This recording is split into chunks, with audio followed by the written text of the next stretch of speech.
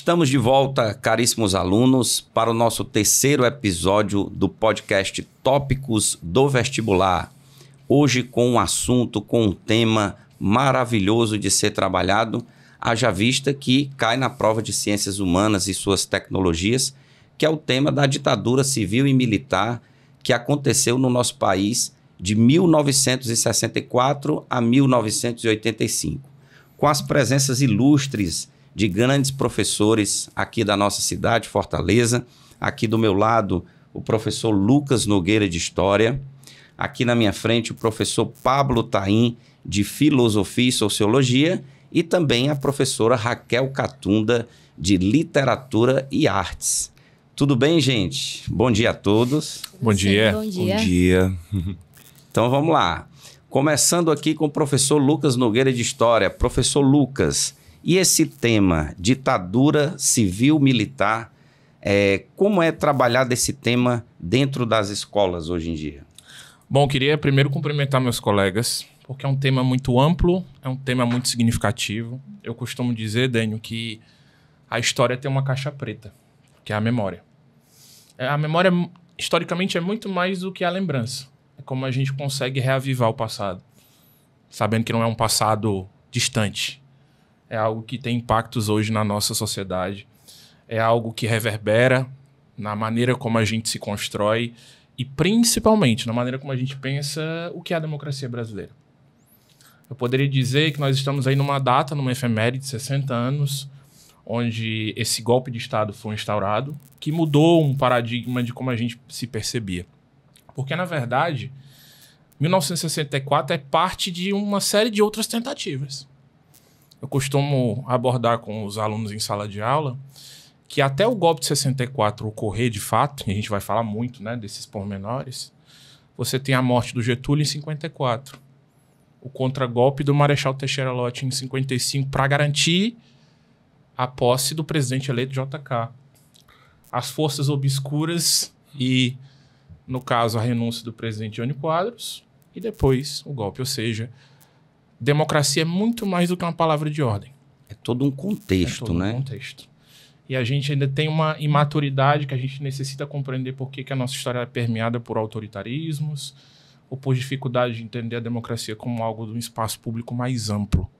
Então vale muito a discussão e por isso que eu acredito que a presença de vocês vai ser muito válida nesse sentido, da gente discutir fundamentos, repertórios, visões do que de fato aqui constrói, né, esse momento importante. Show de bola, show de bola. E aí, Pablo, como é que você vê esse grande tema, que é um tópico assim bastante explorado no vestibular? Então, primeiramente, bom dia a todos. Gostaria de agradecer, primeiramente, além da presença de todo mundo, ao convite do Dênio, é um grande amigo. É um prazer estar participando desse espaço com todos vocês. E, assim, diante de tudo que foi exposto pelo Lucas, e aí complementando, eu vejo que uma das questões que nós poderíamos abordar, que na verdade é sempre trabalhado por nós em sala de aula, né, enquanto professor de filosofia, enquanto professor de sociologia, enquanto professor de ciências humanas, de modo geral, é a questão dos direitos humanos. Né? A gente sabe que ao longo dos 21 anos de ditadura militar houveram uma série de violações a esses direitos fundamentais, no que tange a questão da liberdade de expressão, a liberdade de se posicionar de forma política em oposição ao regime. Nós sabemos que ao longo desses 21 anos, ocorreram torturas, uma série de violências contra a sociedade civil. Né? E isso não pode ser esquecido, isso não pode ser apagado. O Achille Mbembe ele fala sobre necropolítica. Né? Então, assim, o que nós podemos considerar, inclusive, é que ao longo desse período, o que houve foi, de fato, uma tentativa, né, de se aplicar uma metodologia de cerceamento de direitos, mas também de cerceamento de vidas. Né? E haja visto o que aconteceu, infelizmente, com os indígenas no período dos anos 70. Então, assim, eu acho que, como o Lucas muito bem colocou, isso não pode ser esquecido, isso tem que ser constantemente lembrado por todos nós, para que a gente não recaia futuramente em excessos como esse. Exato, exato. E nós tivemos bem próximos, né, na história recente de algumas situações autoritárias, infelizmente, mas que, de fato, não fique guardado, esse tema não fique guardado ali na estante, que seja lembrado, né, constantemente, haja vista, nós temos esse papel como educadores de mostrar para o nosso aluno o que foi esse período, né? Então, eu acho, de fato, importante. E aqui a presença da professora Raquel Catunda, professora de Literatura e Artes. E aí, professora, como é que você vê, qual é a sua visão, o seu prisma sobre esse período? Então, foi um período em que a arte não se calou, né? Eu acredito que as manifestações sociais muitas vezes foram reprimidas. A arte também foi censurada. Mas eu acredito que, justamente pela subjetividade que essa linguagem traz para a gente, era mais fácil trazer um debate ao público de maneira velada, que é o que a gente vê muito claramente nas canções de protesto, por exemplo, desse período, né? As canções de protesto, por exemplo, Chico Buarque, Tom Zé, até mesmo o Gilberto Gil, a galera do tropicalismo, o pessoal do samba, o pessoal do rock, estava conseguindo se posicionar com letras de música que muitas vezes, numa primeira leitura, pareciam letras românticas, justamente para tentar tapear esse olhar da censura, mas que na entrelinha atravessavam uma crítica social, uma crítica política muito evidente. Verdade. Inclusive, na literatura, neste período da ditadura, a gente tem um movimento que se chama Geração do Mimeógrafo, ou literatura marginal, que vocês já devem ter ouvido falar. Grandes nomes como Paulo Leminski, Torquato Neto, Ana Cristina César, Chacal, Cacaso. Esse tipo de literatura, ela é uma literatura que estava fora do mercado editorial tradicional. Quando a gente fala de marginal, não era nem somente, né, que às vezes a gente confunde com marginal de estar fora da lei ali, né, cometendo pequenos furtos, delitos, mas não é nesse sentido. E nem somente a margem como quem está na periferia da sociedade, mas era a margem do sistema editorial. Porque as editoras não estavam mais publicando uma literatura crítica. Então, como é que você ia fazer essas ideias chegarem no mundo? Eles, é claro, pichavam muros, faziam colagens, mas principalmente eles usavam o mimeógrafo, que é o pai da Xerox, né? E imprimiam sozinhos esses livros, eles mesmos escreviam, imprimiam e vendiam nas saídas dos teatros, na saída dos cinemas, de mão em mão mesmo, como a gente vê hoje circulando nos barzinhos os fanzines, né? Então, essa literatura marginal, ela tinha a autonomia do escritor e, por conta disso, ela deixava passar um senso crítico maior, né? Da época. Inclusive, tem uma do Chacal que diz assim: é proibido pisar na grama, o jeito é deitar e rolar. Então, né, havia proibições, mas eles conseguiam entrar na entrelinha, conseguiam deixar passar essa visão crítica de alguma forma. E o que eu acho interessante é que, na época, o regime censurava tudo, né? E quando era algo contra o regime, eles também faziam algo para evitar que aquilo ali chegasse na população. Exato. Inclusive, na própria imprensa, eles trocavam algumas críticas por receita de bolo, né? Colocava ali receita de bolo ali nos principais jornais e revistas do país, né? Um absurdo isso.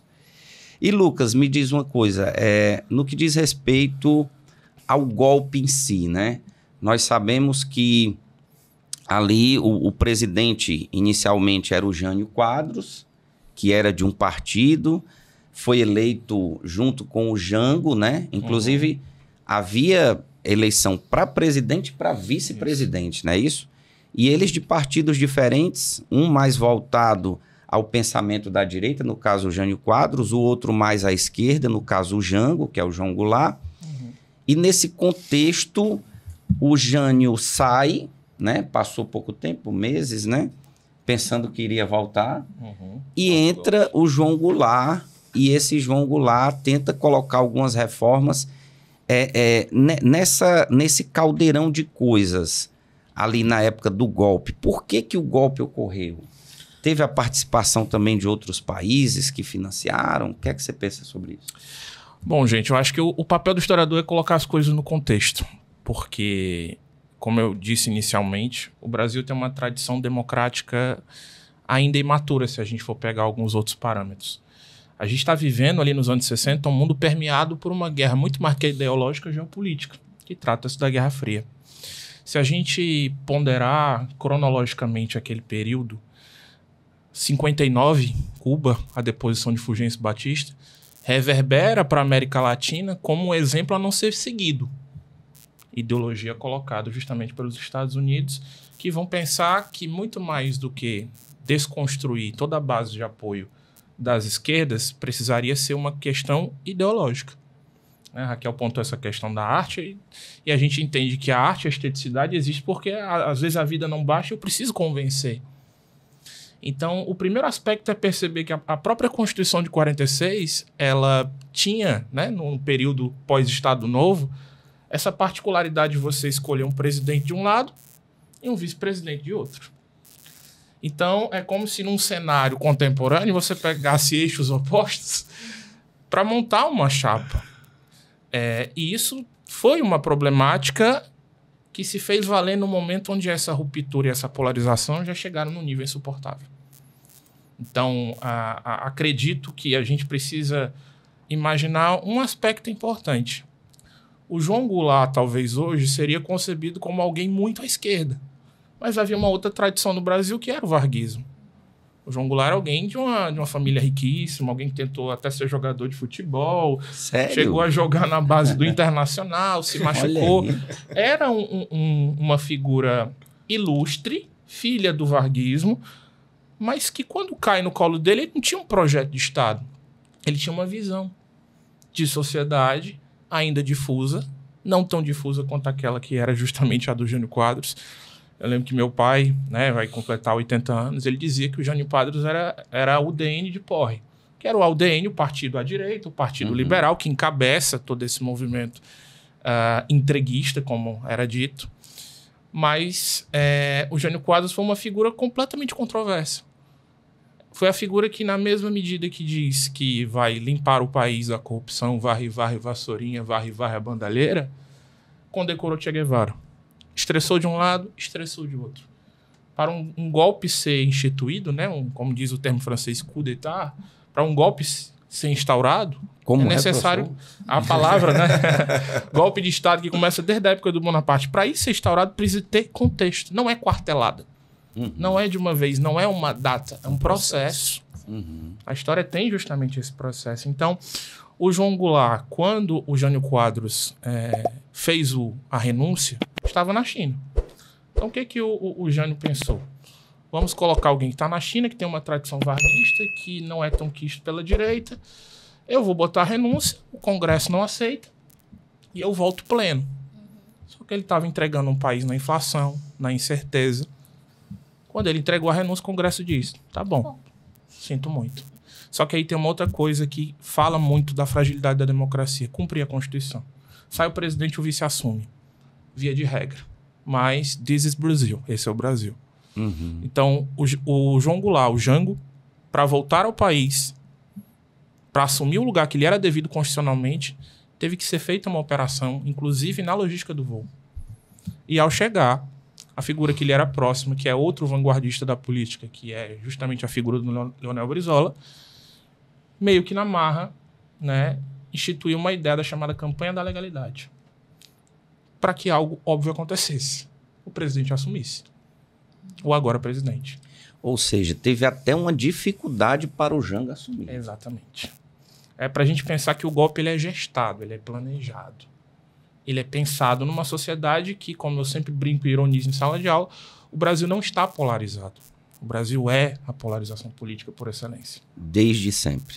Desde sempre. Ainda mais num contexto de extrema tensão da Guerra Fria.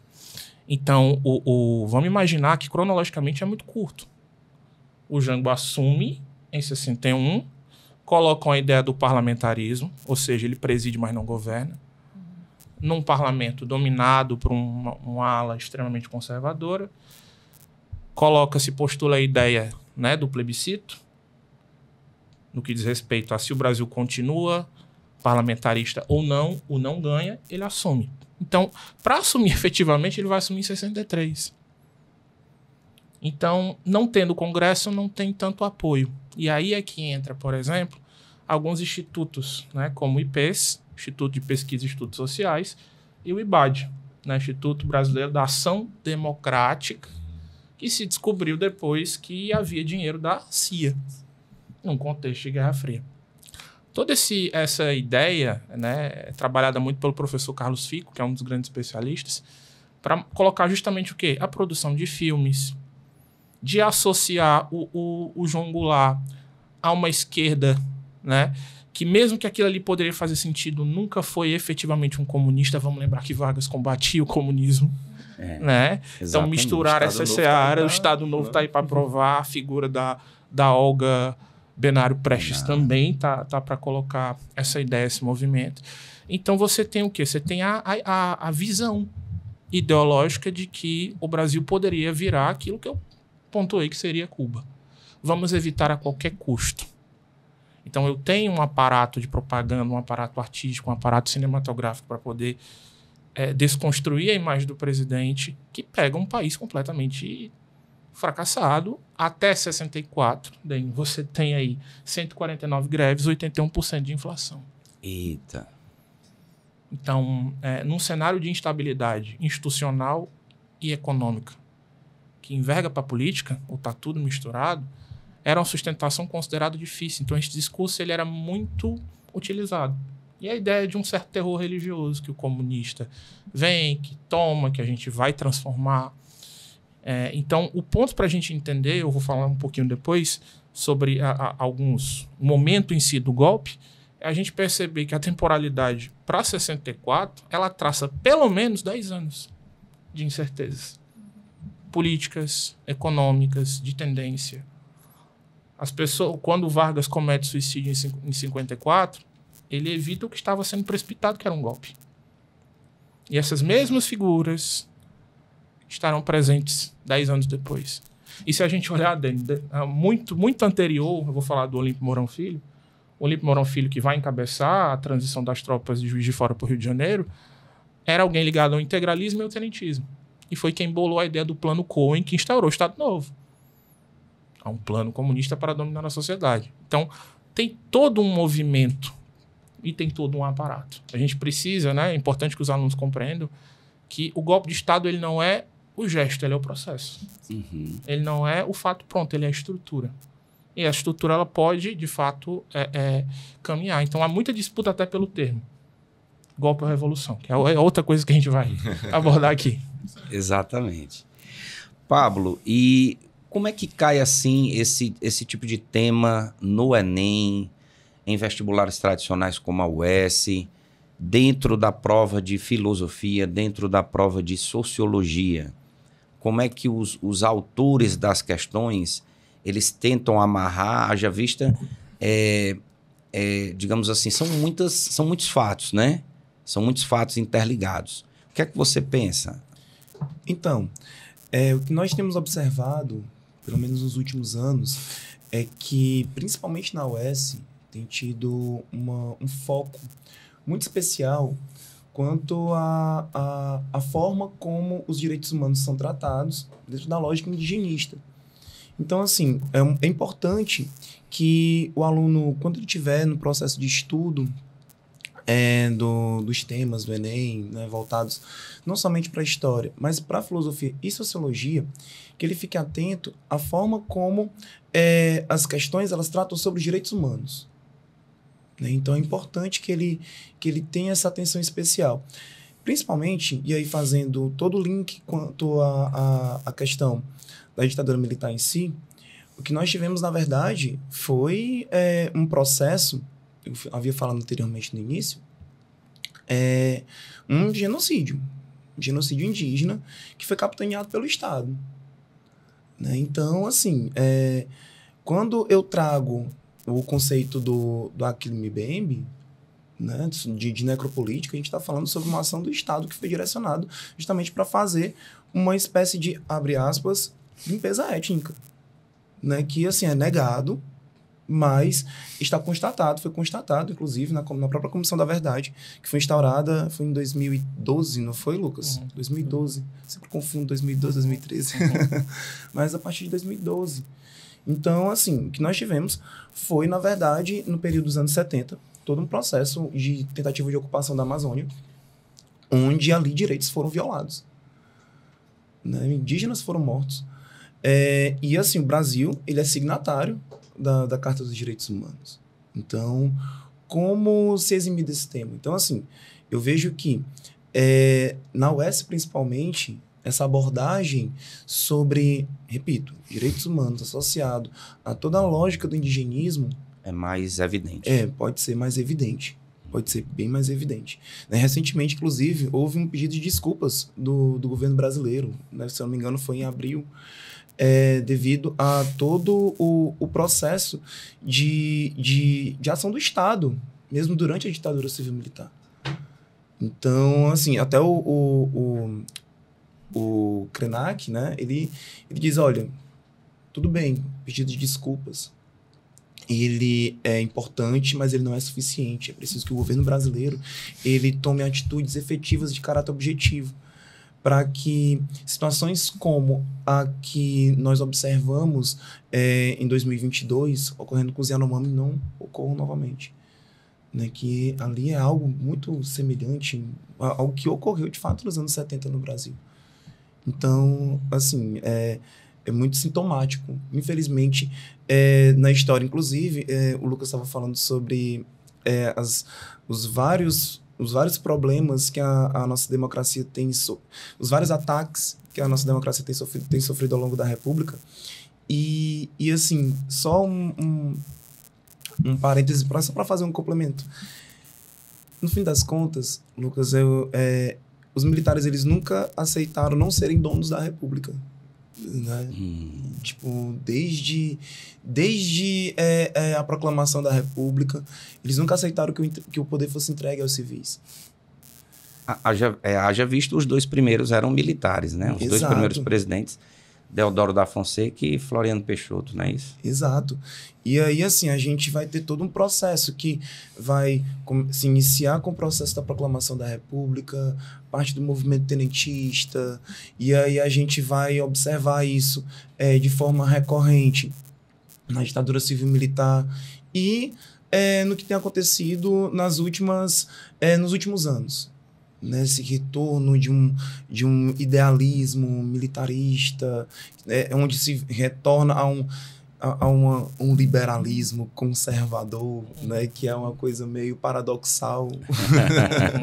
Então, assim, dito isso, eu vejo que, assim, eu falei agora há pouco sobre a questão indigenista, sobre a questão dos direitos humanos, mas toda essa lógica que tem permeado a questão do acesso a direitos, ele vem, na verdade, desde a proclamação da República, desde o processo da proclamação da República. Ora, vejamos só o que aconteceu com a população negra pós-proclamação da República, a quem, de fato, a República privilegiou. Né? Então, assim, existe toda uma camada social que foi privilegiada naquela época e vai continuar sendo, e continuou sendo privilegiada ao longo do tempo. Então, assim, a população negra ela foi colocada à margem da sociedade. A população indígena ela foi colocada à margem da sociedade. Lembrei agora da Raquel, né? Ela falando sobre a questão do marginal. Tipo assim, o Elliot Sick, ele fala, né? Seja marginal, seja herói.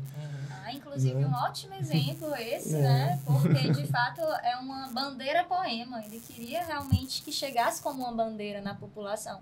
Eu não sei se vocês conhecem o caso, mas a foto que é colocada, existe um corpo, tá?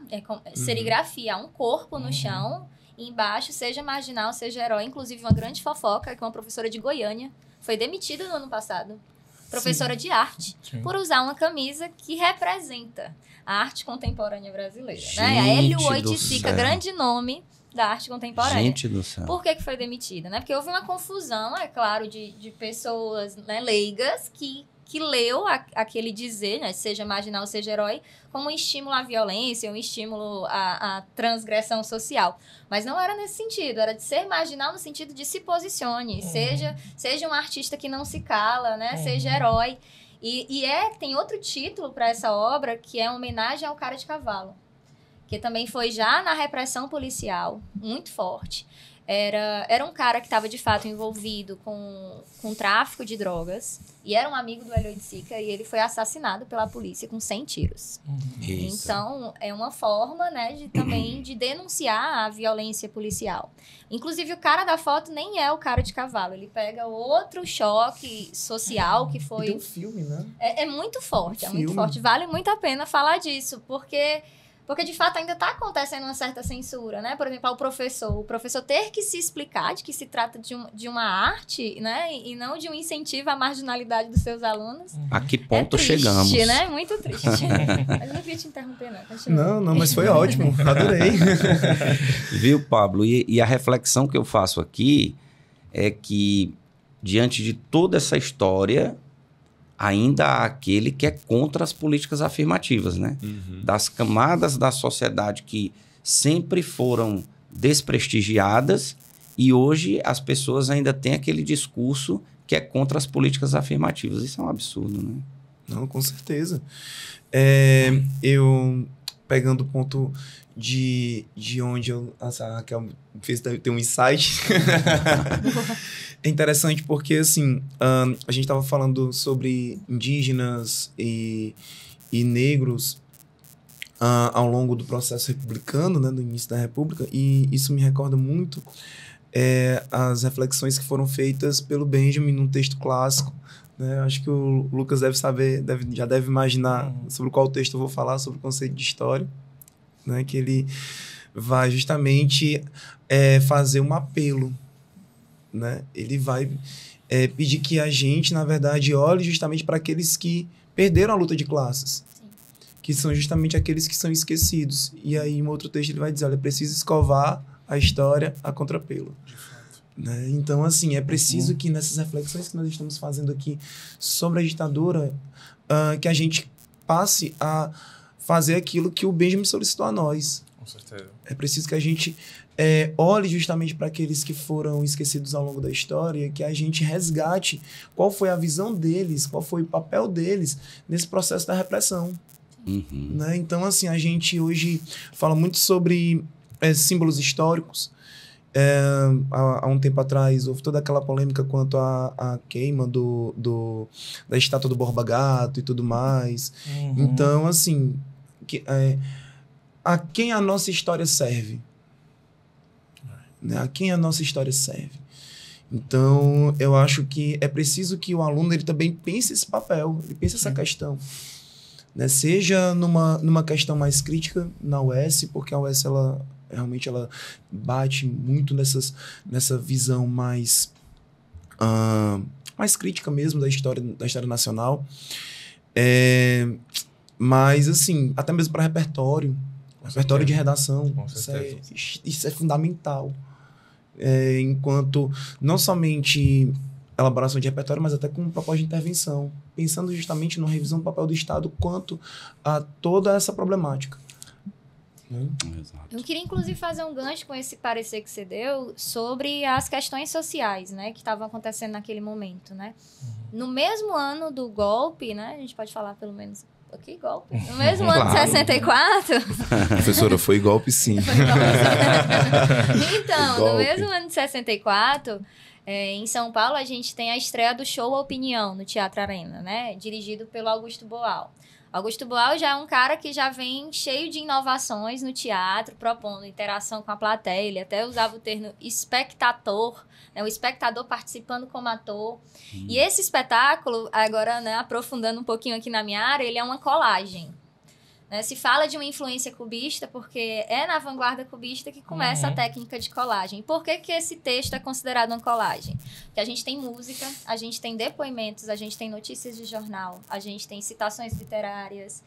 Então, essa colagem toda, né, faz um espetáculo que vai criticar o panorama social. Por exemplo, a música que leva o título do espetáculo, né, que foi cantada por Nara Leão, que é aquela opinião, que ela começa: podem me prender, podem me bater, podem até deixar-me sem comer, que eu não mudo de opinião. Daqui do morro eu não saio, não.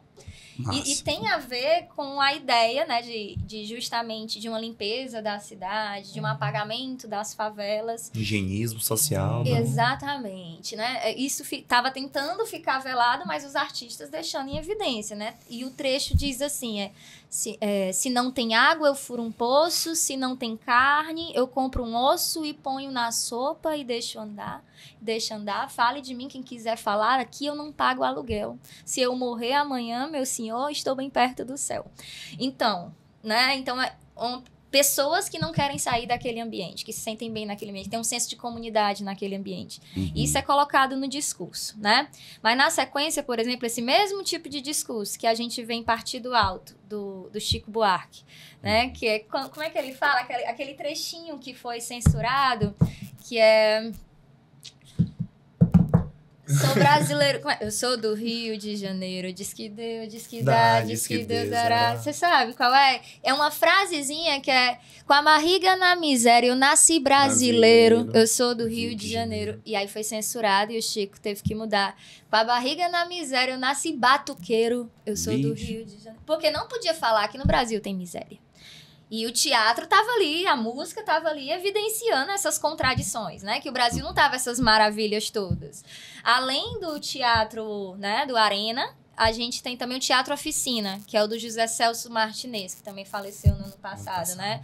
No Teatro Oficina, a gente tem o exemplo da peça Roda Viva, que foi invadida por policiais, os atores, atrizes foram violentados ali, cenário destruído, e a cada apresentação, mesmo em outros estados, a peça era interrompida, justamente pelo seu teor engajado, pelo seu teor de crítica, né?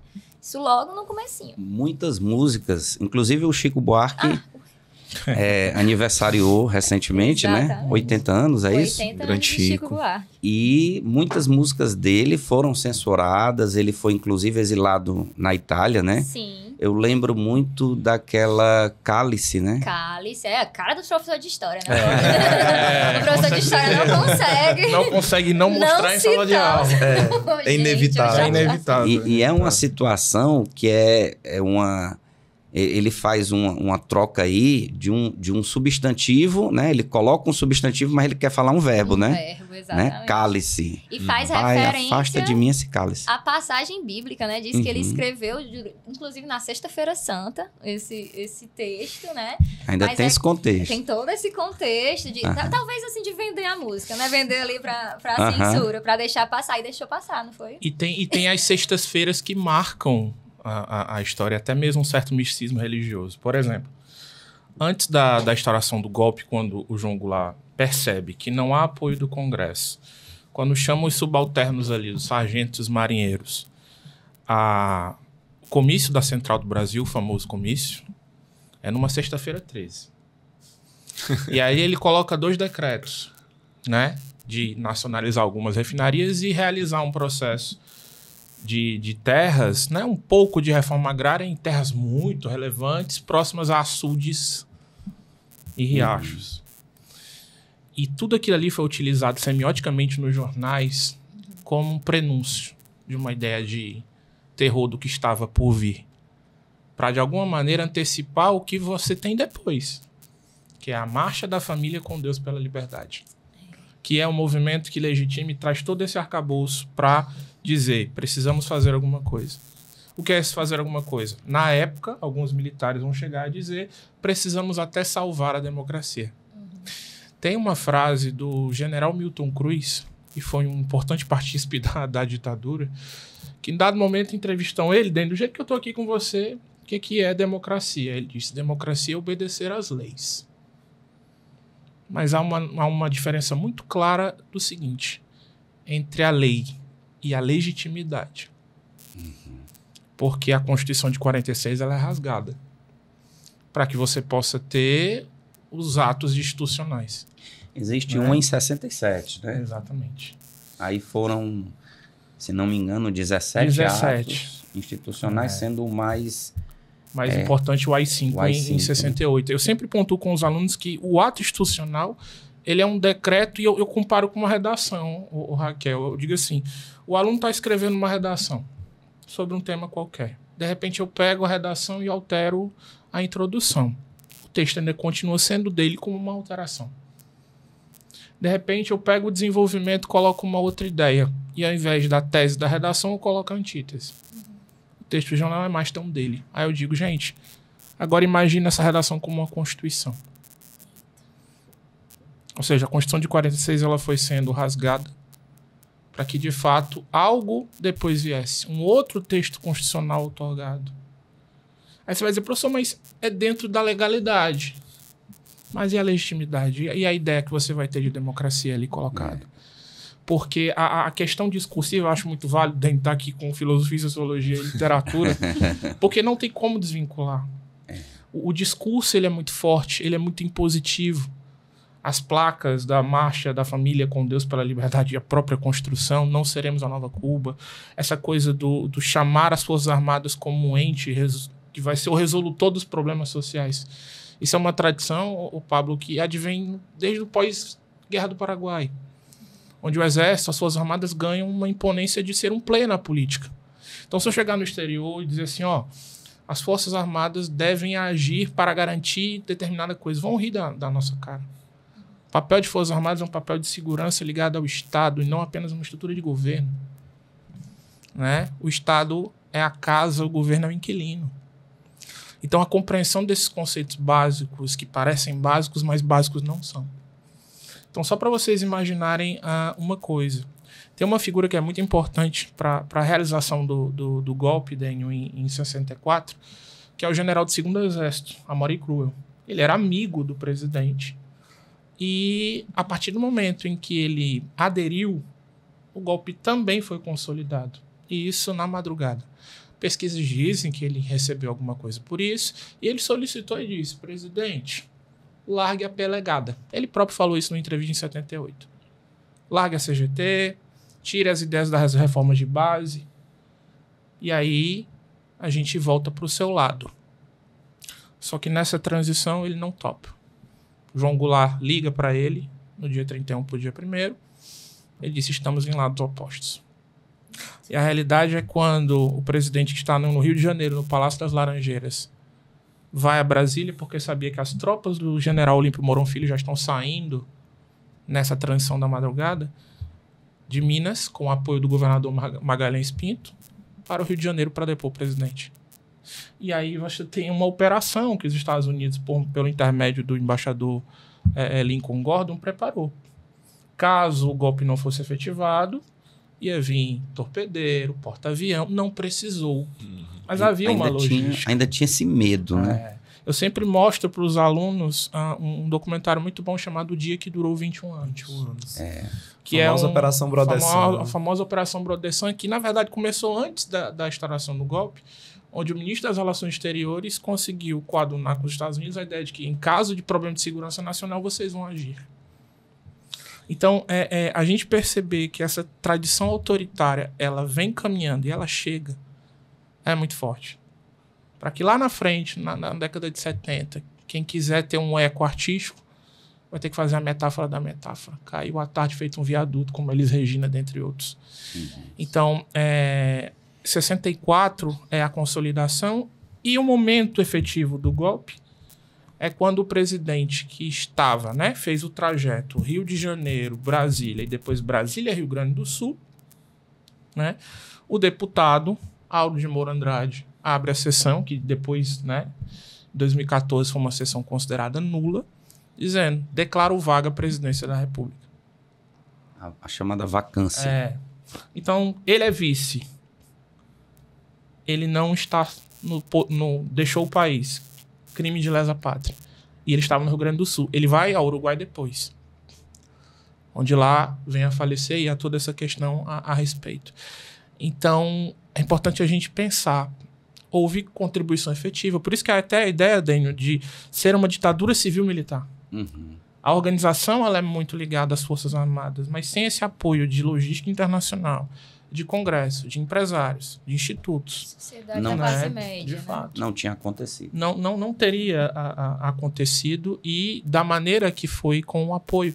Então, por isso essa questão da terminologia entre golpe e revolução ser tão forte. E muitas das vezes a gente tem dificuldade, conversando com os alunos, eles dizem, mas o meu avô dizia que era tranquilo. Seu avô tem uma memória de vivência. A história vai muito além do teu próprio olhar. Meu pai foi operário, meu tio foi militar. Os dois conversam e tem lá golpe e revolução e tem muito a ideia de conceito. Mas não é apenas a visão de um contra de outro. Existe o todo, né? Quase 30 mil pessoas são presas nesse ínterim entre o 31 e dia 1º. É pacífico para quem? É tranquilo para quem? Qual setor? Né? A ideia de que a violência, né? Eu penso um pouquinho aí do Bourdieu, a ideia de que a violência ela é um fator purificador, ela tem origens e estruturas muito lá para trás. Certo? Então, assim, o presidente João Goulart não tinha um governo estável, não era ideologicamente tão definido, ele caminha para um lado percebendo que perdeu o apoio e tentando envergar, fazer o que o Vargas fez. Mas a gente precisa perceber que a visão política ela é feita de nuances, gente. Ela é feita de nuances que são expressas, que são, por exemplo, caladas. E aí você pontuou, Dênio, que o ponto de inflexão, né, o golpe dentro do golpe, que é o ato institucional número 5, que encerra de vez toda a possibilidade de direitos, ele é a confirmação. Mas você já vai preparando a ideia de uma ditadura nesse contexto. Né? Por exemplo, os jornais da França, em 68, começam a falar de ditadura. Dom Helder Câmara sai daqui, vai ficar na França e vai dizer: estamos vivendo um regime de exceção. Muitos políticos caçados. Né? Governador de Goiás, o Miguel Arraes, Leonel Brizola. E até aqueles que acreditavam que poderiam estar nas eleições, né, prometidas pelo Carlos Lacerda. O Carlos Lacerda. Né? Que foi um apoiador do golpe, depois ele reviu a sua posição. Né? Então, esses apagamentos, a gente entender, né, que às vezes a memória familiar ela está direcionada por um lado, mas ela não dá amplitude. Eu acho muito interessante que vocês falaram da questão dos povos indígenas, né, porque parece algo à parte, à margem. É verdade. Até que ponto, né? Eu estava pensando aqui, foi comentado a respeito do documentário, de alguns filmes que retrataram essa época. Então, nós temos Marighella, tem um filme sobre o Carlos Lamarca. Batismo de sangue. Mas, sem dúvida nenhuma, eu acho que o mais visto e o que chegou perto do Oscar foi o Que é Isso, Companheiro, né? Então, o cinema, ele retratou muito bem esse período, não é verdade? Tem mais uma indicação. Diga lá. O documentário Uma Noite em 67. Para os meninos que querem entender o momento, entender como a música se posicionou, ele vai justamente pensar a era dos festivais, né, que atravessa esse momento histórico, que movimentou muita cultura popular, nomes, né, como Roberto Carlos, Caetano Veloso, Rita Lee, Mutantes, essa galera apareceu muito durante a era dos festivais, né? E esse festival de 67, o Roda Viva tira 3º lugar. Caetano Veloso com Alegria, Alegria, 4º lugar. Alegria, Alegria já se posiciona naquela postura tropicalista, que é uma postura de misturar ritmos brasileiros, procurar a nossa identidade de uma maneira antropofágica, que é o quê? Comer, é uma metáfora, né? De devorar a cultura estrangeira, misturar com o que a gente tem aqui de folclórico, de popular, e criar algo novo, né? Mas naquele ano, inclusive, o debate é colocado em relação a usar ou não guitarra elétrica no show, porque a guitarra elétrica era considerada um instrumento norte-americano. E dentro desse ponto de vista, né, anti-americanização dos nossos produtos culturais, houve uma passeata contra a guitarra elétrica. Inclusive, estava lá Gilberto Gil no meio e ele é julgado por Caetano Veloso porque ele considerou uma passeata um pouco fascista, né, de impedir de usar um instrumento musical. E aí vem as contradições do mundo da cultura, né, naquele mesmo ano. Mesmo Gilberto Gil usa guitarra elétrica no seu show para apresentar domingo no parque. Mas o que eu acho mais interessante, por exemplo, é a gente pensar a música do Caetano Veloso em Alegria, Alegria. A princípio, é uma música contra a cultura, né? Caminhando contra o vento, sem lenço, sem documento. Mas isso também traz a posição da juventude, de não querer compactuar com esse documento, com essa burocracia, com essa instituição, né? Então, é uma música que fala muito dessa transgressão também. E a era dos festivais, ela marca a nossa história, né? Eu imagino quem vai fazer Humanas, viu, gente? Aprenda logo a letra, pra não dizer que não falei das flores, do Geraldo Vandré. No ano seguinte, 1968, Geraldo Vandré não ganha primeiro lugar, o povo fica indignado, porque era o favorito. De fato, As músicas eram lançadas antes da própria festividade, então já sabiam cantar de cor, né? Para não dizer que não falei das flores, vamos lá, gente, em coro, né? Caminhando e cantando e seguindo a canção. Somos todos iguais, braços dados ou não, né? Esse é um hino, né, de manifestações, de posicionamento. Convida você a sair da sua zona de conforto, né? É uma música que também vai criticar o espírito nacionalista, né, de quem era militar naquele momento, né? O ufanismo exagerado, que ele fala, a soldados armados, amados ou não, a morrer pela pátria e viver sem razão, né? Então, eles nem sabiam exatamente o que eles estavam defendendo, mas estavam ali dentro de um sistema, né, de uma ética militar, apenas respondendo ao movimento. E num ano extremamente simbólico, né? 68, o ano da contracultura, o ano hippie, o ano do maio de 68 na França, dessa negação de determinados padrões. Por isso que colocar num contexto mais amplo é extremamente significativo. Exato. E a música, né, as fofocas que rolam é que o próprio governo mandou impedir que ela tirasse primeiro lugar. Mas uma coisa que pouca gente sabe, que eu gosto de trazer em sala, é que a música que tirou o primeiro lugar, que é a Sabiá, do Chico Buarque e Tom Jobim, embora ela tenha sido vaiada, como todas as outras naquele ano, porque a plateia queria Vandré, e a vaia era um personagem dos festivais. Assim, tinha uma mulher vestida de vaia que levantava e todo mundo... Né? Então, a plateia era muito forte, o público era muito forte. Mas quem ganha é essa música Sabiá, que a princípio parece uma música romântica, mas ela é uma canção de protesto. Que ela diz assim, vou voltar, sei que ainda vou voltar para o meu lugar, foi lá e é ainda lá que eu hei de ouvir cantar uma sabiá. Vou deitar à sombra de uma palmeira que já não há, colher a flor que já não dá, e algum amor talvez possa espantar as noites que eu não queria e anunciar o dia. É mais ou menos isso a letra. Parece letra de romancezinho, mas é claro que na entrelinha ele traz o intertexto, que é a canção do exílio do Gonçalves Dias, lá da época do romantismo, né? Que é Na minha terra tem palmeiras. Na minha terra tem palmeiras, onde canta sabiá, as aves que aqui gorjeiam não gorjeiam como lá. Romantismo é um momento de nacionalismo extremado, nacionalismo utópico, criação de uma identidade nacional idealizada. Então, Gonçalves Dias vai elogiar o Brasil elogiando sua natureza exuberante, né? Nosso céu tem mais estrelas, nossos parques têm mais flores, nossos bosques têm mais vida, nossa vida mais amores. Que foi copiado e colado no hino justamente pelo seu posicionamento de idealizar nosso país, né? Então, essa música do romantismo, esse poema do romantismo, do Gonçalves Dias, valoriza o Brasil. Mas a música do Chico, ela faz uma releitura, ela atualiza. Ela diz as palmeiras que não há, colhei lá a flor que já não dá.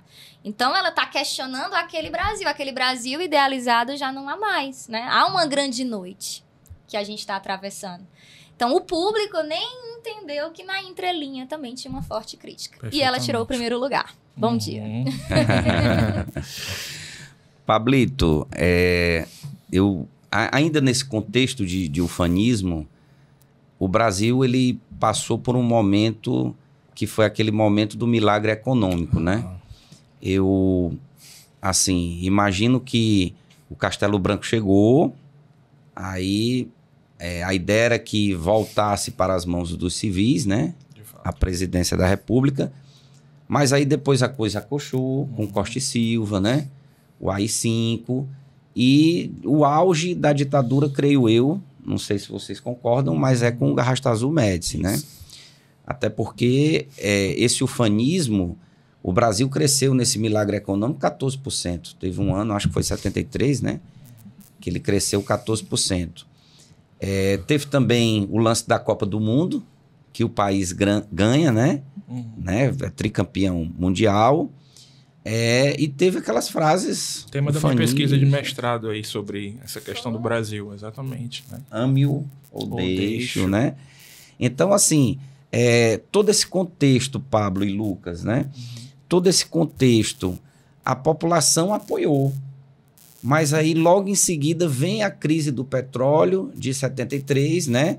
E dá um baque nesse crescimento a ponto de o próximo presidente, que talvez não fosse tão linha dura como o Médici, né? Que foi o Geisel, mas, obviamente, as torturas ainda continuaram.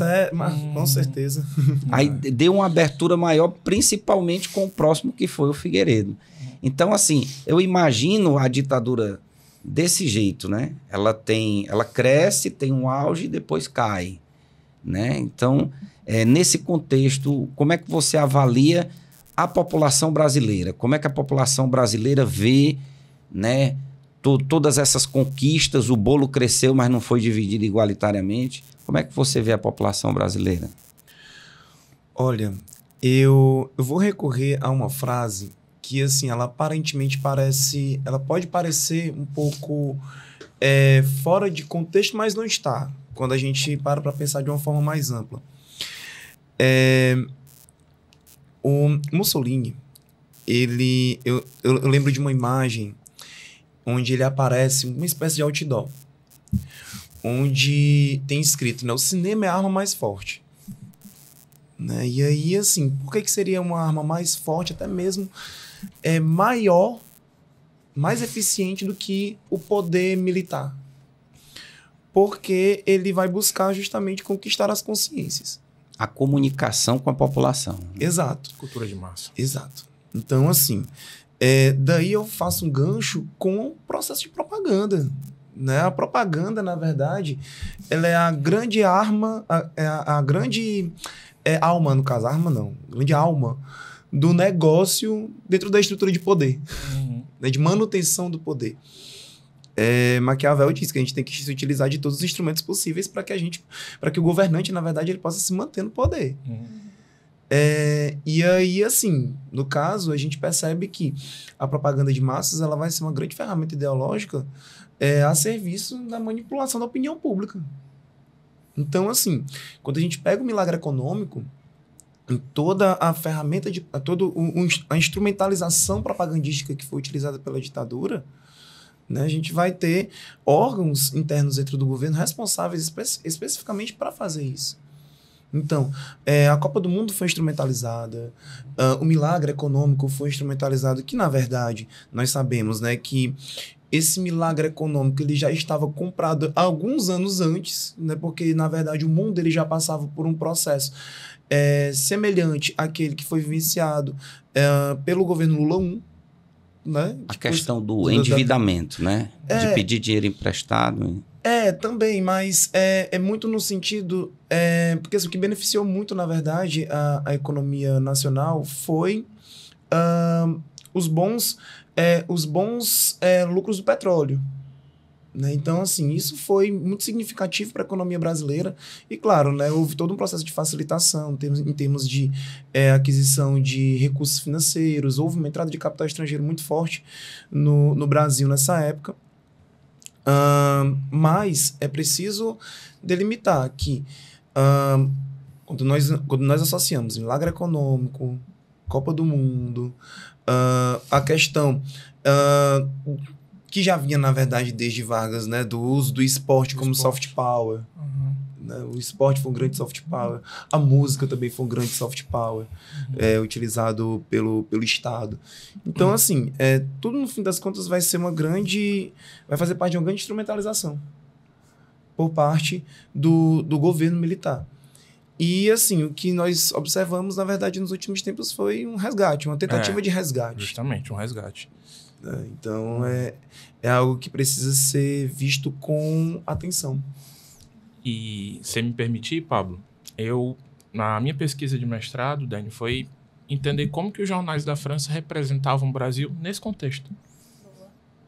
Né, da Copa do Mundo. Eu peguei 2 objetos para analisar.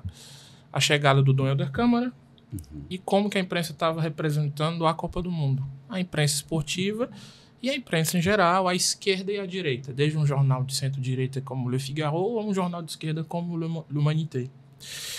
E a gente percebe que 68 às 5 é um momento de inflexão. Porque o futebol, né, o presidente Médici era um torcedor do Grêmio, ia aos estádios, entendeu que era importante essa apropriação do futebol como uma prática. E as propagandas, né, semioticamente agressivas, né, a nossa geração que viu o Brasil ganhar a Copa do Mundo, né, 90 milhões em ação para frente, Brasil do meu coração. Todos juntos vamos. Então, tudo isso foi utilizado e a gente consegue perceber que aqui e fora já havia um pouco esse olhar de que o Brasil ama e eu deixo. Esse país que vai para frente era o país onde pessoas eram jogadas para frente uma ideia de tortura. Essa questão entre Médici e Geisel, né? Tem muitas pesquisas hoje que falam que o Geisel não foi tão moderado quanto se colocava, mas ele já não tinha tanto aparato. E que a questão do Herzog foi um delimitador ali, que foi colocado também, né, pela própria Elis Regina, mais uma vez, das Clarices, que era a esposa do Herzog. Então, eu me apropriar de uma propaganda, como você diz, como meio de comunicação em massa, como uma paixão de um povo, como um ethos, né, uma identidade, serviu, mas tinha um prazo de validade. E o próprio futebol, depois, nos anos 80, com a democracia corintiana, vai criticar essa base. Exatamente. Com jogadores como o Reinaldo, do Atlético Mineiro.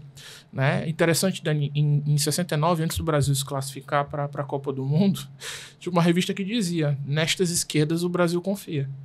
Aí tu tinha lá Tostão, o Gerson.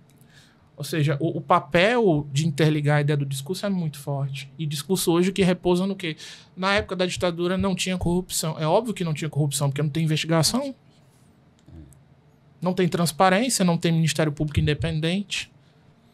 Então, é muito fácil a gente cair nessa ideia daquilo que a gente não está tendo a amplitude. Né? Porque o Estado ele é a ata do pacto social, do contrato entre governo e governados. Mas quando ele age contrário, quando ele impõe. Mas presidente tal morreu pobre. Sim. Ok. Agora me dá a declaração de imposto de renda e um portal da transparência. Não havia, né? Não havia. Não de havia. fato. É cruel, de fato é cruel. Algumas situações eu vejo ao longo desse período foram situações em que trouxeram comoção à população. Um desses casos você trouxe, que foi a morte do jornalista Vladimir Herzog, né? Que, segundo os militares, ele tinha cometido suicídio. Mas até pela própria foto, pela própria situação, a gente sabe que foi forjado e foi uma coisa assim mal feita, né? Mas eu acho que antes disso também teve a morte de um estudante. Do Edson Luiz, né? Passeato de 100 mil, né? Que foi uma comoção muito grande. Então, isso enfraqueceu o regime, né? Enfraqueceu os militares, de fato. Enfraquece e fica aquela lógica da tentativa de endurecer o regime, que vai até lá ao final no atentado do Rio Centro, quando foi cometido um atentado para colocar a culpa na oposição, né? A bomba explode no colo dos militares e tira completamente a possibilidade de uma ideia, de um resgate. É curioso que muita gente fala, Daniel, da crueldade ligada a regimes de exceção através do número de mortos. Se você comparar o número de mortos da ditadura brasileira com a ditadura argentina, que vai perpassar mais de 35, tá? Mas a escala não pode ser a vida numérica. Tem que ser a relação entre o Estado, entre o direito, entre a cidadania e a democracia. Porque a gente tem catalogado 365 mortos pela Comissão da Verdade e tantos outros desaparecidos. Mas e os enterrados, os apagados? Né? Então, e os torturados que carregam sequelas até hoje. Né? A gente acho que teve contato com professores nossos que passaram por isso. Né? Então, a história é muito mais aquilo que é da sensibilidade subjetiva. Às vezes, num grupo social familiar, a gente consegue perceber. Né? É a ideia do não esquecer, não repetir, mas, sobretudo, compreender, que é a grande dificuldade hoje de olhar um pouco além da própria opinião, né? Da própria doxa na filosofia. Né? Sim. E um pouco além disso. Exato. Eu estava aqui pensando também no que diz respeito aos partidos políticos, né? A ditadura colocou assim uma ideia de haver um pouco de democracia no AI-2 com o bipartidarismo, porque se fosse unipartidarismo seria muito escancarado, mas havia o partido do sim e o partido do sim senhor, né? O MDB e a Arena. E depois, com o Figueiredo, esse bipartidarismo ele passa a ser um pluripartidarismo e aqueles integrantes, aqueles líderes dos movimentos sociais, é aí onde surge Leonel Brizola com mais força, é aí onde surge o Lula, né? Então passa o MDB a se ramificar em vários partidos, como o PMDB, o PDT, o PT, o PTB, e a Arena vira PDS, né? Assim? Então, assim, a caída, digamos assim, da ditadura Até o próprio presidente Figueiredo diz assim, me esqueçam, né? Depois que ele sai do poder, né? Me esqueçam. Gostava mais de cavalos do que... Do cheiro dos cavalos que do cheiro do povo. Do que do cheiro do povo. Como é que um povo que não sabe escovar o dente vai aprender a votar? Né? Outra frase dele. Rapaz, que absurdo, né? É. Absurdo. E eu fico imaginando essa situação, sabe? Essa conjuntura de que esses partidos surgem ainda numa situação que ainda não está totalmente resolvida, né? Mas que depois passa a ser uma coisa interessante, mesmo tendo eleições indiretas em 85, não é verdade? Então, assim, eu fico... É um mundo, né? Eu acho que se a gente continuasse aqui esse bate-papo, que vamos continuar, eu acho que seria necessário pelo menos assim uns 4 ou 5 podcasts para analisar. Já temos um biólogo historiador aqui, né, gente? Não, olha, assim, a gente estava conversando aqui, minha cabeça estava pipocando tanto, pensando tanta coisa, que se realmente nós pudéssemos continuar aqui, poderia ser um dia inteiro. Mas vamos lá. Raquel,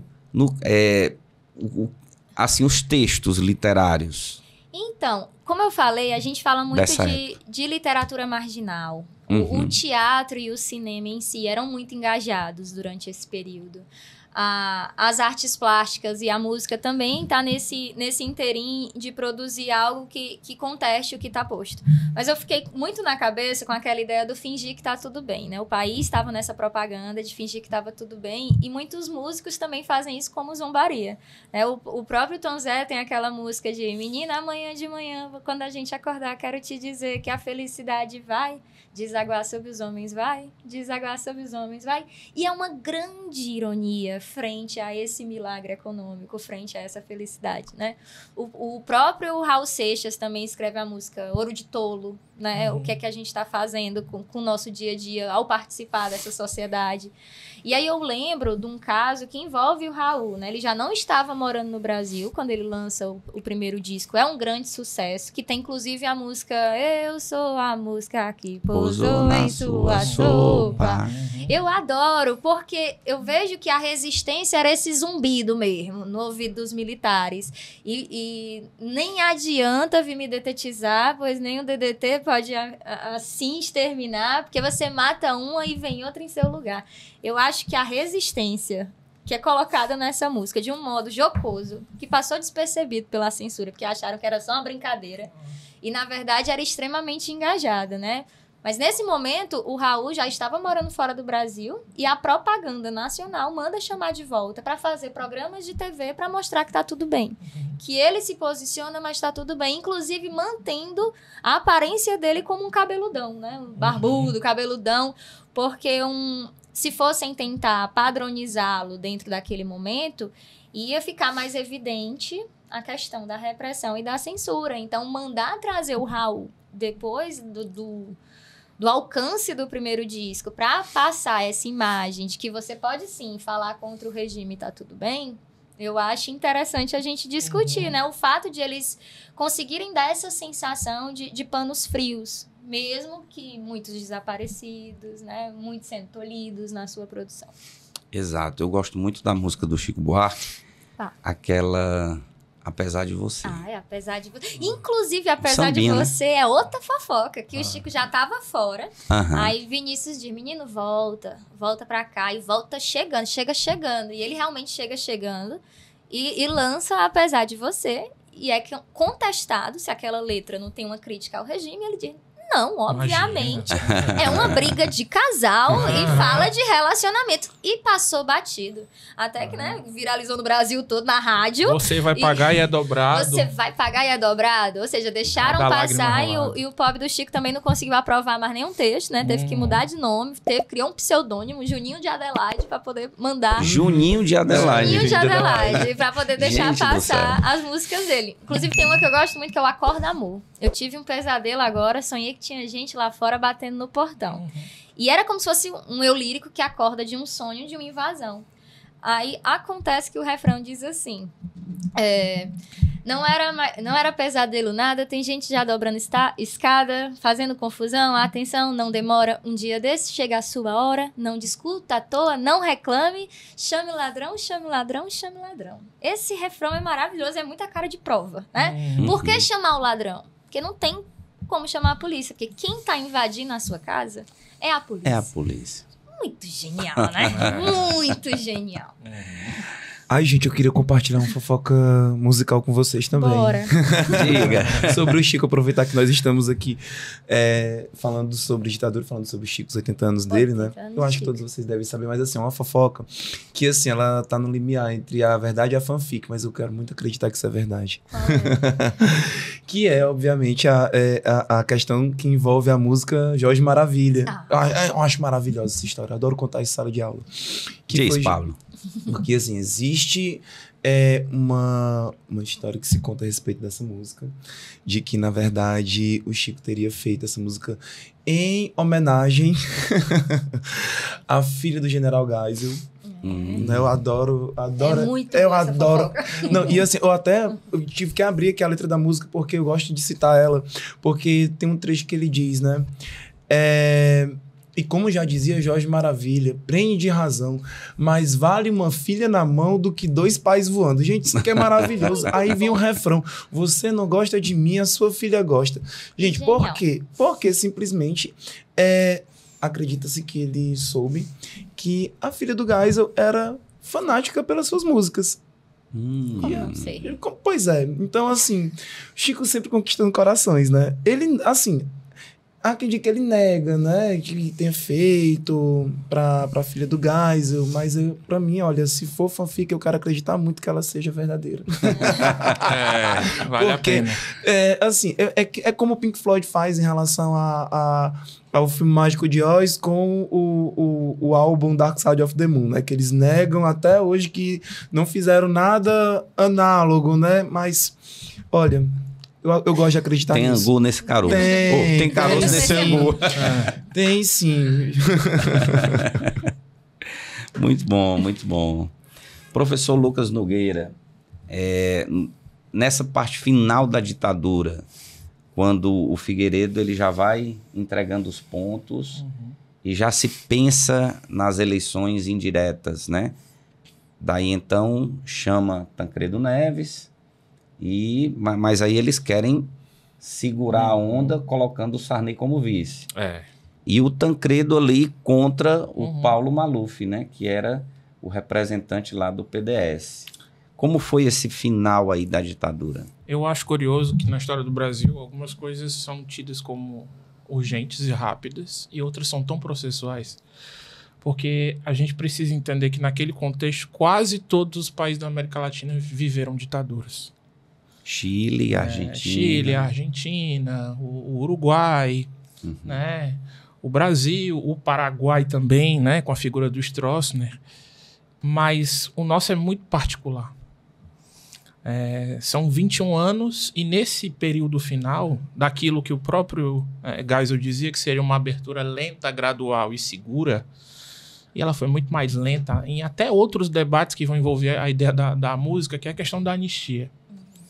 Então, essa abertura lenta política de eu preciso passar a democracia, mas eu preciso me assegurar ao meu modo das Forças Armadas de como que isso de fato vai ser efetivado. O que acontece naquele momento do governo Figueiredo é que a ideia da economia não sustenta mais. Já não há mais um milagre. Você já tem um outro vizinho próximo ali, que é a hiperinflação, que vai estourar, espocar muito ali na vida, no colo do Sarney, e vai prorrogar ali uma boa parte até a década de 90, vamos dizer assim, como o marco do Plano Real em 94. Mas é muito curioso, porque você tem uma figura autoritária que diz que vai fazer o rito de passagem. Isso fala de outros momentos também, gente. Isso fala da figura do Floriano, que sem poder ter assumido, assume. Isso fala da figura do Vargas, que para um golpe inventado dá um outro golpe. A gente repara que essa coisa de eu tutelo a ideia da política. Né? O próprio conceito de populismo de Dênio, que é um conceito extremamente valioso para a gente trabalhar dentro do vestibular, como repertório, como ideia sociológica.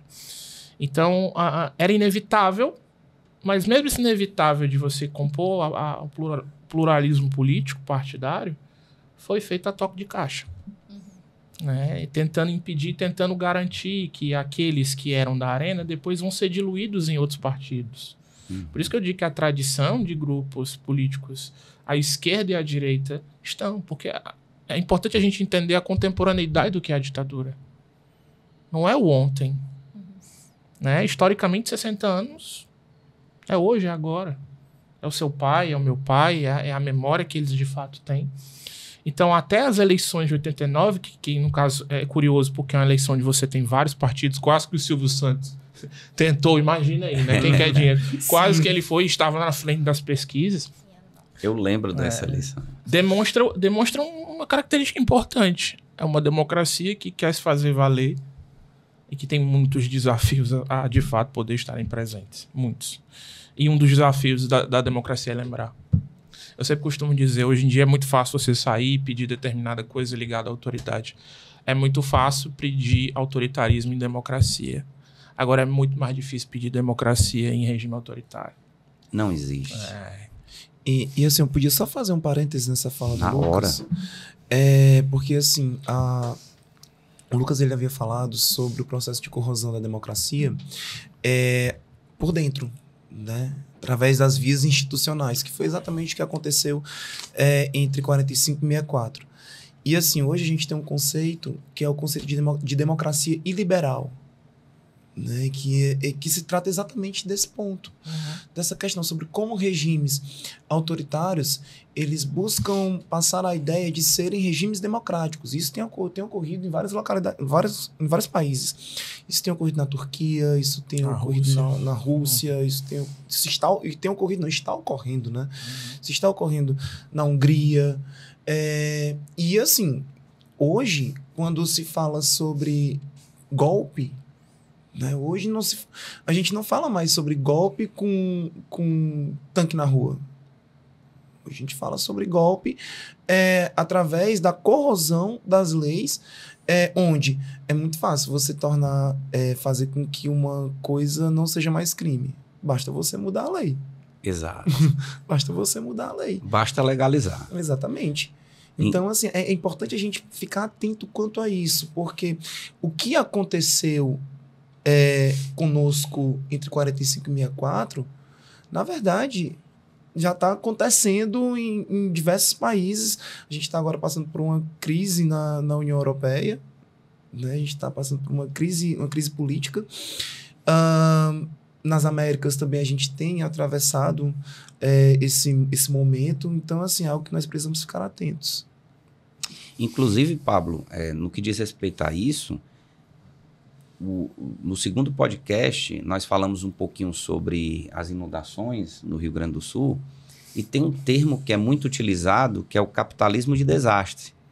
Que os governantes eles se aproveitam da situação para colocar leis, né, e tentar dar um arroxo na situação. E acaba que também a iniciativa privada acaba se aproveitando dessa situação. Transamazônica da ditadura. Sim, né, as grandes obras, né, que tivemos, as obras faraônicas. A falácia, né, tipo, do integrar para não entregar, né? E aí, nesse meio tempo, diversas etnias indígenas foram exterminadas. Entregando, né? Cada vez mais. Exato. Eu lembro também da guerrilha do Araguaia, né? Que teve toda aquela situação e acaba que uma mulher que saiu lá da... É verdade, Lucas, isso? Ela saiu e foi torturada em São Paulo, né, pelo DOI-CODE, e que inclusive era comandado, né, teve um período que o DOI-CODE de São Paulo foi comandado pelo Brilhante Ustra, né? Isso.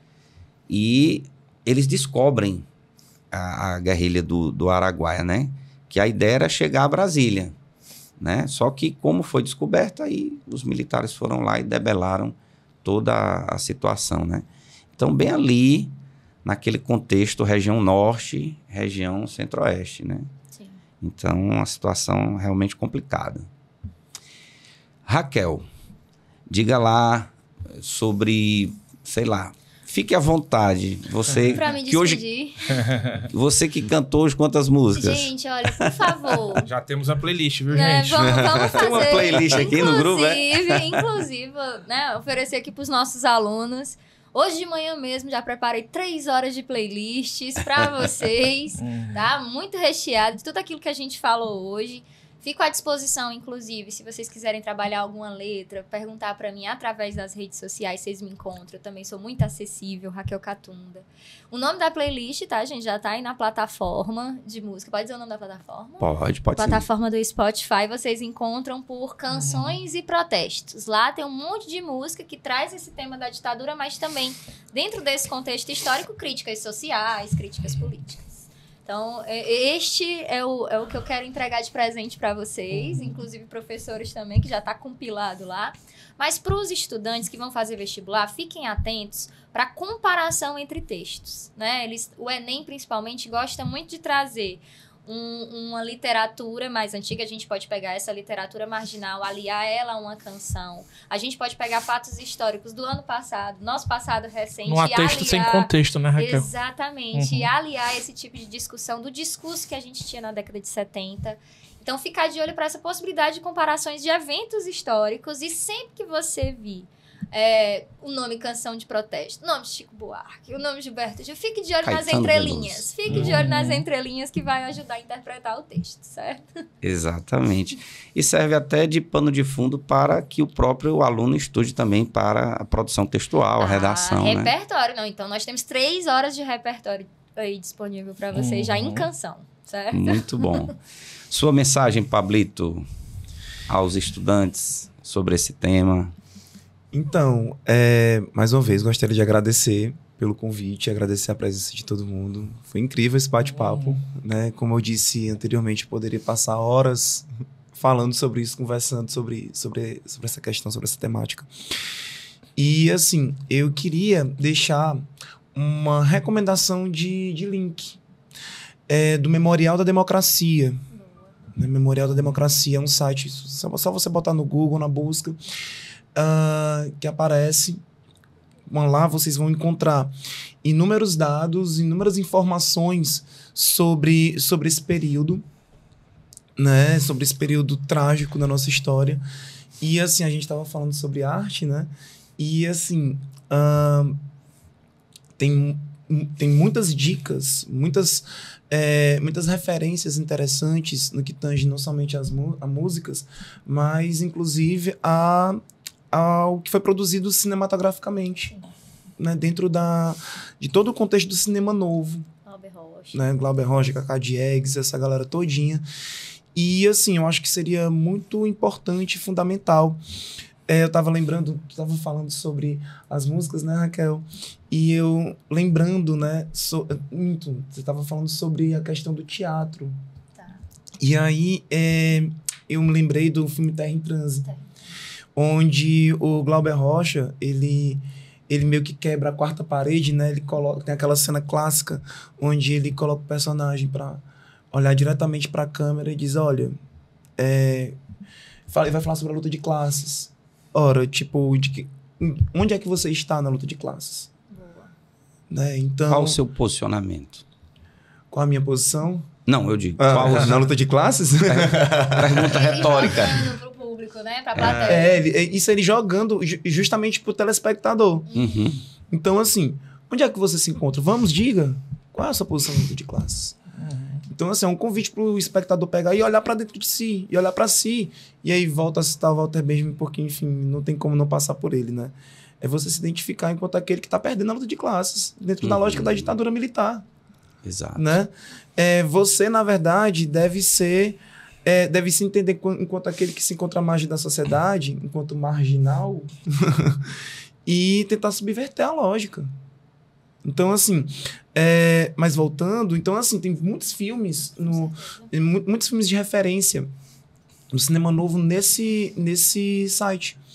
Então, super recomendo que você, enquanto aluno, ao fazer uma pesquisa sobre o tema, visite esse site, porque tem muitas referências, muitas informações interessantes lá. Muito bom, boa, excelente. Lucas Nogueira, sua mensagem final aos estudantes que estão aí se preparando. Muitos vão fazer curso de férias agora em julho e continuam essa preparação até novembro, dezembro. O que é que você diz aí para os nossos queridos alunos? Gente, primeiro eu queria agradecer, um papo extremamente leve. Eu acredito que debater sobre isso nunca esgota a possibilidade.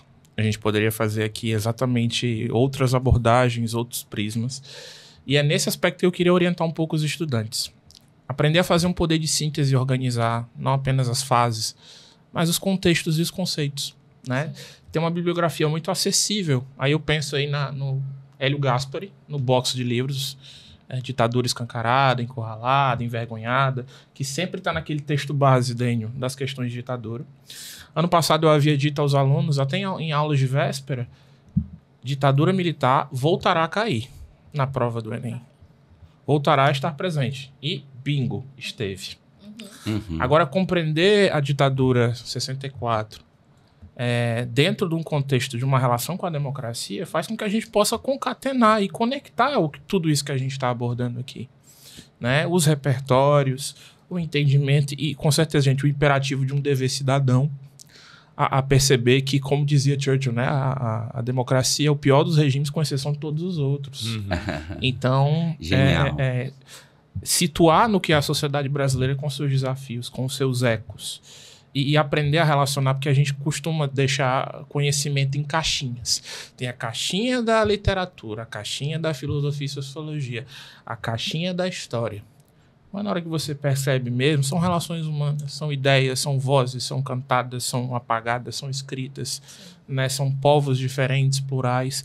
Então, o conselho é, apropriem-se desse tema numa perspectiva mais ampla, não apenas do que é o século XX, mas do que é a nossa sociedade a nível atual, porque isso vai possibilitar realmente a gente produzir e fazer sentido no que a gente de fato está trabalhando aqui. Sim. Muito bom, muito bom. Gente, a minha mensagem final, eu vou citar Geraldo Vandré. Opa. Eu acho que cabe, né? Numa parte da música dele, Para Não Dizer que Não Falei de Flores, né? Que diz assim: vem, vamos embora, que esperar não é saber, quem sabe faz a hora e não espera acontecer. Eu acho que o posicionamento do estudante hoje, ele não deve ser, nunca deverá ser passivo, apenas recebendo a informação. Ele tem que pegar essa informação, construir o conhecimento e fazer com que haja reflexão. E aqui nós estamos diante de feras da educação, pessoas que são experientes e que nos dispuseram do seu conhecimento, da sua experiência, da sua vivência, da sua leitura, né? Nesse podcast de hoje. Então, eu fiquei aqui maravilhado, eu que sou um peixe fora d'água, já que sou da área da biologia, né? Mas assim, estou maravilhado com esse podcast. Esse foi o nosso terceiro podcast com o mega tema ditadura. Um abraço a todos e até o próximo. Valeu!